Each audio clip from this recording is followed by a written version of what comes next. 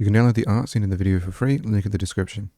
To correctly flip a character sprite, grab the sprite, then set the flipH property to either true or false. Alternatively, you could set the sprite scale.x to either 1 or -1 depending on which way you want them to face. If you want to flip the sprite based on its velocity, you can set flipH to velocity.x less than 0, which will flip the character when velocity x is negative and unflip the character when it's positive. Alternatively, you can use scale.x again, use a ternary if statement that follows the same logic as before, instead setting the scale.x to 1 or -1 based on if the velocity.x is negative or positive. If you want to flip other nodes alongside the sprite, like raycasts or colliders, make them a child of a node, then use the scale.x method but have it affect the parent node that has all the nodes you want affected as children. If your sprite is not centered, then to fix that you can set the offset property within the sprite. This will fix flipH and scale.x of the sprite node. Alternatively, you could change just the position of the sprite node, so that way it fixes the scale.x method used in the parent node.